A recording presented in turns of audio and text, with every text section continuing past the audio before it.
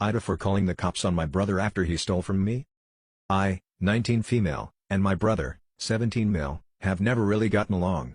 He's always been kind of reckless, but lately, he's been getting worse, sneaking out, lying, and now stealing. A few days ago, I noticed some money missing from my room.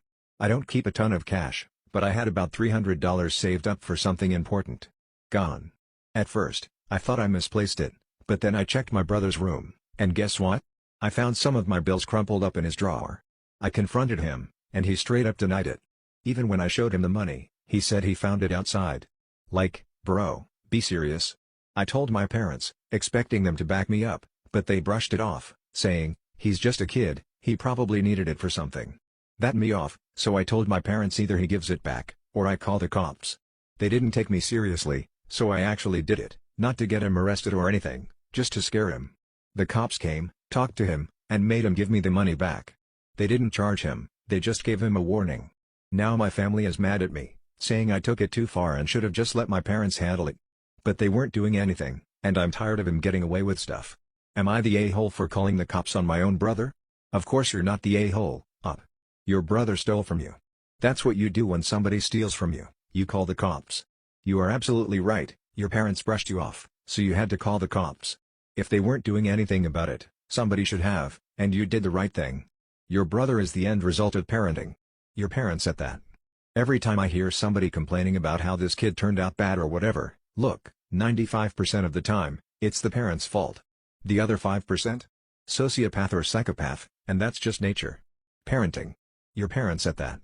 Every time I hear somebody complaining about how this kid turned out bad or whatever, look, 95% of the time, it's the parents' crappy parenting. Your parents at that. Every time I hear somebody complaining about how crappy parenting. Your parents suck crappy parenting. Your parents. This is why it's my personal opinion that parenting is one of the most important jobs a human being can have, because this is the make it or break it of life. You either raise a good person, or you don't. I think it's how we say, which basically translates to, you don't blame the pig, you blame the person that feeds it. What do you guys think? Let me know in the comments section. And now, let's check out the community comments. Radical Damage says, not the a-hole, but your brother and your parents are. For every action, there is a reaction. He needs to learn that there are consequences for bad behavior. Had your parents stepped up and put on adult underwear and made him give it back, the police would not have been involved. What it comes down to is he stole from you, and your parents did nothing, which is equally as wrong as him stealing in the first place. Blunt and Feisty says, not the a-hole. At the very least, you set a precedent that you are not going to tolerate that behavior from him. You made it clear that this is a hard boundary that you will not allow. That's absolutely necessary. But more so, you also did two important things. First, you alerted the police to a potential troublemaker. If and when he starts getting into trouble with the law, they are aware of his actions at home. Second, you taught him a lesson that he committed a crime and that he is not above the law. If he continues to commit crimes, he will be arrested and charged. You let him go this time because you chose not to press charges. You didn't have to do that. Tell your parents and your brother that they are wrong. You're not apologetic or remorseful. You have every right to report theft. They had an opportunity to make it right and chose to aid him in getting away with theft, which is also a crime. Tell them that they all need to hold themselves accountable for their actions and the outcome because they made their choices to break the law. Going forward, as unfair as it is, you need to take precautions to prevent this from occurring again by making sure you don't leave anything of value at home. Don't leave out information or access to your accounts. I understand that at 19, you may not be able to afford moving out yet, but if you can, that may be the best option to protect yourself from them. Self-Psycho says, not the a-hole. If they want to raise a criminal, they can keep him the away from you. If knowing his actions have consequences is a bad thing, it is surprising that you didn't turn out to be a petty theft too with such bad parenting. Ops comment, wild how I'm the bad guy for expecting basic respect and not wanting my money to mysteriously disappear. Accountability is optional in this family. Well, no surprise, the community agrees that Op is not the a-hole. So now, let's move on to the update to see how this story ends. Update, things have been awkward as at home. My parents are still acting like I'm the villain, and my brother has been giving me the silent treatment, which honestly isn't the worst thing in the world. But here's where it gets interesting, turns out I wasn't the only one he was stealing from.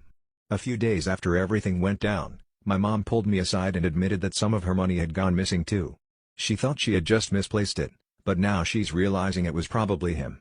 I didn't say, I told you so, even though I really wanted to, but I just gave her a look and was like, yeah, exactly. At home. My parents are still acting like I'm the villain, and my brother has been giving me the silent treatment, which honestly isn't the worst thing in the world. But here's where it gets interesting. Turns out I wasn't the only one he was stealing from. A few days after everything went down, my mom pulled me aside and admitted that some of her money had gone missing too. She thought she had just misplaced it, but now she's realizing it was probably him. I didn't say, "I told you so," even though I really wanted to, but I just gave her a look and was like, "Yeah, exactly how at home." My parents are still acting like I'm the villain, and my brother has been giving me the silent treatment, which honestly isn't the worst thing in the world. But here's where it gets interesting. Turns out I wasn't the only one he was stealing from. A few days after everything went down, my mom pulled me aside and admitted that some of her money had gone missing too. She thought she had just misplaced it, but now she's realizing it was probably him. I didn't say, "I told you so," even though I really wanted to, but I just gave her a look and was like, hell at home. My parents are still acting like I'm the villain, and my brother has been giving me the silent treatment, which honestly isn't the worst thing in the world. But here's where it gets interesting. Turns out I wasn't the only one he was stealing from. A few days after everything went down, my mom pulled me aside and admitted that some of her money had gone missing too. She thought she had just misplaced it, but now she's realizing it was probably him. I didn't say, "I told you so," even though I really wanted to, but I just gave her a look and was hell at home. My parents are still acting like I'm the villain, and my brother has been giving me the silent treatment, which honestly isn't the worst thing in the world. But here's where it gets interesting. Turns out I wasn't the only one he was stealing from. A few days after everything went down, my mom pulled me aside and admitted that some of her money had gone missing too. She thought she had just misplaced it, but now she's realizing it was probably him. I didn't say, "I told you so," even though I really wanted to, but I hell at home. My parents are still acting like I'm the villain, and my brother has been giving me the silent treatment, which honestly isn't the worst thing in the world. But here's where it gets interesting. Turns out I wasn't the only one he was stealing from. A few days after everything went down, my mom pulled me aside and admitted that some of her money had gone missing too. She thought she had just misplaced it, but now she's realizing it was probably him. I didn't say, "I told you so," even though I really wanted to, but at home. My parents are still acting like I'm the villain, and my brother has been giving me the silent treatment, which honestly isn't the worst thing in the world. But here's where it gets interesting. Turns out I wasn't the only one he was stealing from. A few days after everything went down, my mom pulled me aside and admitted that some of her money had gone missing too. She thought she had just misplaced it, but now she's realizing it was probably him. I didn't say hell at home. My parents are still acting like I'm the villain, and my brother has been giving me the silent treatment, which honestly isn't the worst thing in the world. But here's where it gets interesting. Turns out I wasn't the only one he was stealing from. A few days after everything went down, my mom pulled me aside and admitted that some of her money had gone missing too. She thought she had just misplaced it, but now she's at home. My parents are still acting like I'm the villain, and my brother has been giving me the silent treatment, which honestly isn't the worst thing in the world. But here's where it gets interesting. Turns out I wasn't the only one he was stealing from. A few days after everything went down, my mom pulled me aside and admitted that some of her money had gone missing too. She thought she had just misplaced it, but at home.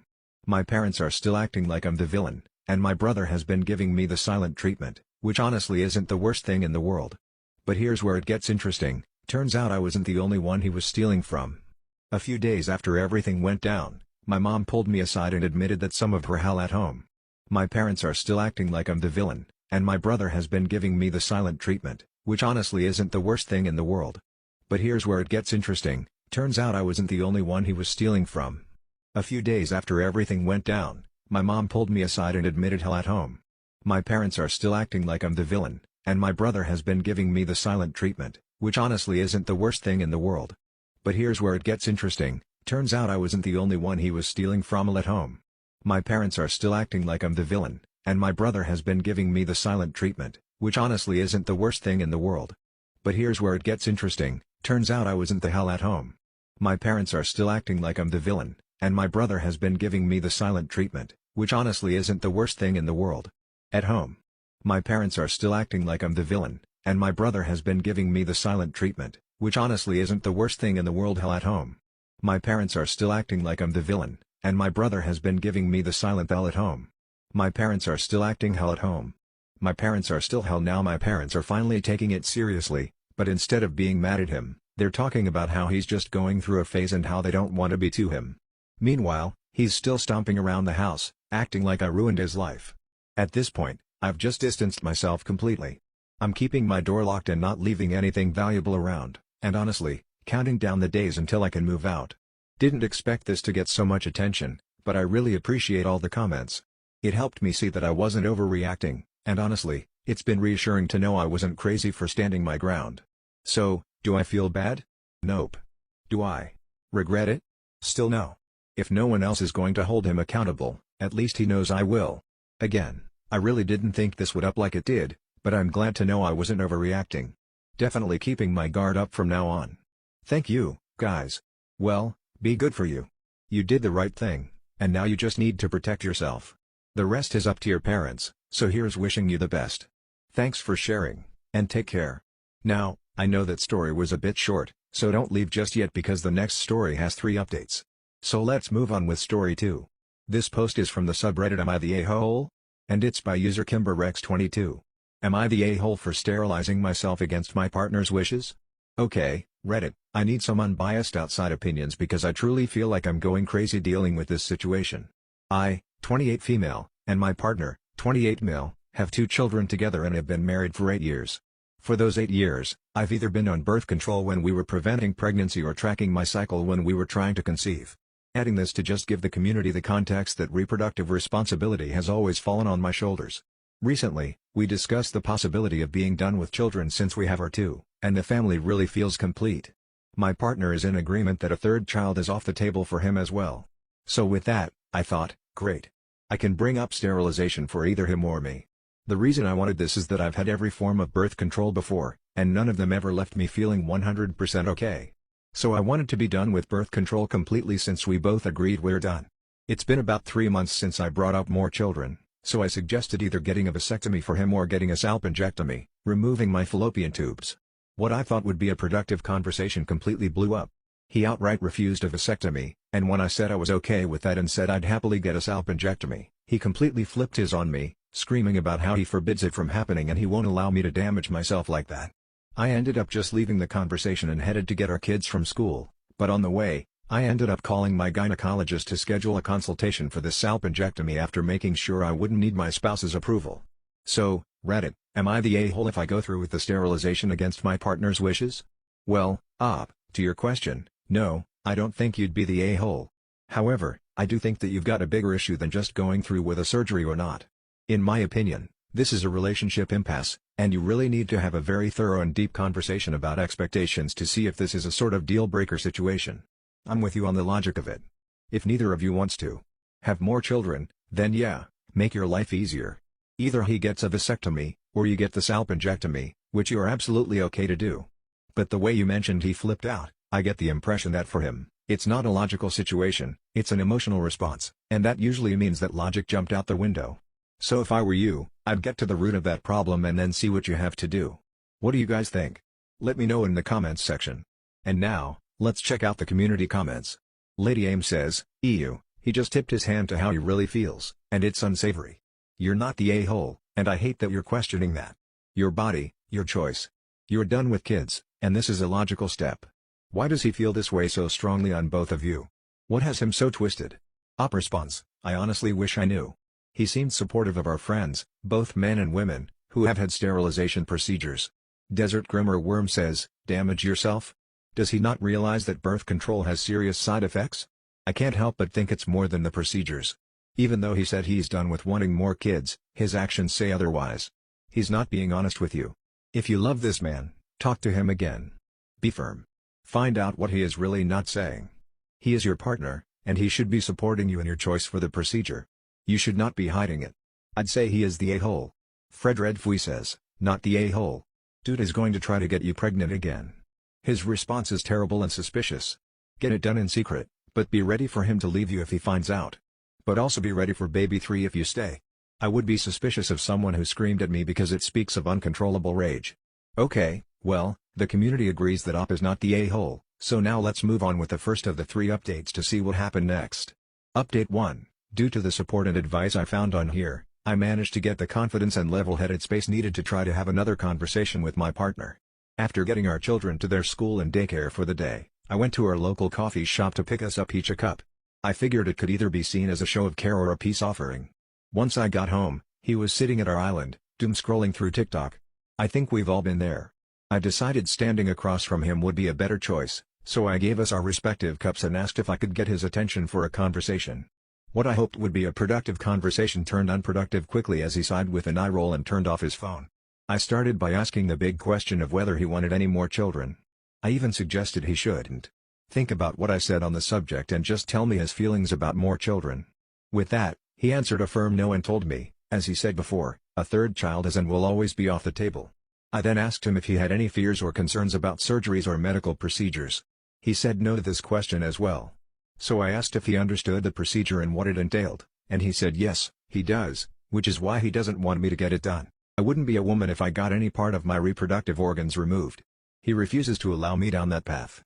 I then followed up by asking about him getting a vasectomy, and he said it's pretty much the same thing for men, and he won't let anyone take away his manhood.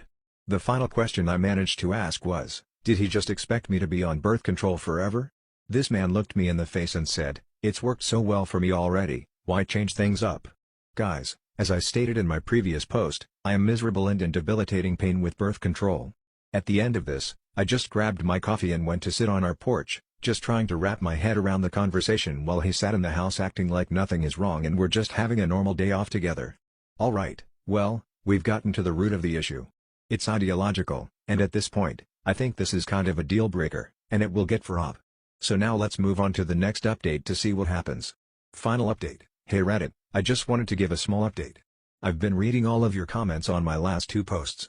I swear I appreciate all the advice and kind words, sometimes even the unkind words because it gives me more to think about. So to start, I've been at my sister's with the children all weekend. I told my husband that she was feeling lonely and wanted us to stay over. He believed it, as we usually try to do this once a month. I called off work Monday so my sister and I could meet with a divorce lawyer that handled her divorce. I'm unsure if divorce will be the path I go down, but I want to get my ducks in a row before laying it all down for my husband. Also, I would like to answer some questions that I saw a lot of in my last post. Yes, I still plan to go through with the sterilization. I absolutely don't want any more children, even if this ends in divorce. I plan to tell him it's getting done no matter what he says or believes. There will definitely be no making love with him anymore. I feel like I lost all attraction and respect for him. The children don't know what's going on, they just think it's a fun time at Andy's house. Or no. I exist because of a broke laughing emoji. I currently have an IUD, and while yes, it has been the best birth control I've been on, I still cannot function properly for a week out of the month due to pain, bleeding, and depressive episodes. No, he hasn't done anything like this before, which is what caught me so off guard with everything. Disagreements in our relationship have, up until now, been able to be discussed and compromised on. We grew up in a deep Catholic community but fell away from the church years ago. Alright, well, OP is taking action, so let's not waste any time and move on to the final update to see how this story ends. So I would like to start off by saying thank you, everyone, for the amazing support I've received throughout the comments and messages. I know I haven't replied in a while, but I have been reading it all. Heart. Now, to start off, I'll update everyone on the meeting with the lawyer. I was able to talk through my options as well as what legally would be my husband's and what legally would be mine. I know my next step of things would lead to divorce, and I feel confident in taking those steps if needed. After the meeting, I went back home and got settled back in. I ended up just doing normal tasks until the kids got home. When my husband got home, I suggested getting the kids to bed early so we could talk. So we did just that. He ended up starting the conversation by saying if I plan to get the sterilization, then he wants a divorce because he can't be with someone who doesn't share his same values. At that moment, I knew this was it for us, so I informed him of my consultation this week for the surgery and my intention to go through with it no matter what. There was honestly a lot of back and forth. I want to say it lasted for 3 hours before he said he's done and left the house. Honestly, this topic was never brought up. We discussed kids before marriage, but I didn't think I'd ever need to bring up sterilization since 8+ years ago it wasn't something I thought of. Anyway, he's been staying at his mom's and hasn't really asked about the children staying with him. I have offered for the suggestion of my lawyer, but to no avail. Currently, I'm getting a legal separation agreement written up, so hopefully, start the divorce process peacefully, or as peacefully as possible. I haven't mentioned meeting with a lawyer yet. I didn't want to throw any gas onto the already lit fire, especially with the kids home. His mom thinks we can still work it out, and his dad seems to be staying out of it from what I'm understanding. Also, I've already been keeping communications through text only, but I'll definitely have someone with me if we meet. I know he plans to come this weekend to get some things, but my sister has been staying with me, so she'll be here. The kids ask about him, but I just keep telling them that he's helping grandma for a bit. I'm not sure how to tell him he won't be back. Thankfully, my therapist suggested a children's therapist to me, so I plan to set them an appointment soon. I'm honestly not too sure where everything went wrong for us. I always felt like we had true love, but maybe I was just naive to any of the other signs. Well, I think you're making the right decision for you and for your children, so here's wishing you the best in the future. Thanks so much for sharing, and take care. And now, let's finish this video with a mood booster. Mood booster, this post is from the subreddit Malicious Compliance, and it's by user RapidRan. Wipe my computer? Sure thing. You didn't say anything about saving the important information on it. This malicious compliance was committed many years ago by my friend, whom we'll call Samantha, who worked, and still works, as an accountant. She wasn't a manager or anything, but she had been there for more than 5 years and basically knew so much about how the place ran that she really was a manager in all but title. Samantha was told that she would be stepping down to a lower position and therefore lower pay for operational and restructuring reasons, but it was really so that the boss's daughter could replace her. The boss also told her that she would be responsible for training his daughter, who not only had no accounting qualifications but had never even held so much as a fast food or retail job. The boss estimated it would take several months to train her. What went unsaid was the fact Samantha would inevitably be given the boot altogether as soon as a replacement was somewhat competent. So at this point, she knew her days were numbered. Samantha quite rightly said no. If she needs that much training, she's not fit for the job. So the boss made life miserable for a few months until she had to quit for her own well-being, which worked out for the best as she had a new job in less than a fortnight. The day she left, the boss stood over her with his daughter, claiming that she was the new supervisor to add insult to injury, and demanded she wipe her company computer. Still having some sense of morality, even though this boss didn't deserve it, Samantha asked if he was sure and that he might want to take some backups from it first. Before she could finish speaking, he yelled at her, "Just get on with it and wipe it clean." She shrugged and did as she was told. What the boss didn't realize, or had forgotten, was he had instructed Samantha to create social media accounts/pages on various platforms for their accounting company's branch several years earlier. But because the boss was paranoid and didn't want them linked to any of their official company emails for some reason, he told her to set them up with her own email account and manage their social media promotion posts in her own name. Not wanting to do that, she created a new email account through Outlook or whatever and used that instead to set up the accounts on Facebook, Instagram, etc. The boss called her in a panic about a week after Samantha had quit because his daughter had tried to access the Facebook account so they could post some advertising in the lead up to tax time but couldn't even log in. Samantha said she no longer had the details of the login credentials and passwords and couldn't help them. He said, "You must have written them down somewhere." She replied, "Yes, they were in the notepad document on the desktop of my computer, the computer that had been wiped the day she left the company." Upset it for the comments asking for further fallout. Apparently, after a few months with the boss's daughters supervising, he was forced to hire someone else to do the job because, as Samantha had tried to tell him, his daughter was woefully inadequate for the position and had no idea what she was doing. Not sure if there were any tangible consequences for that aside from the hassle and expense of hiring someone new, but at the very least, it would have been inconvenient for him. Ah yes, nepotism, it always works out, doesn't it? Thanks for sharing,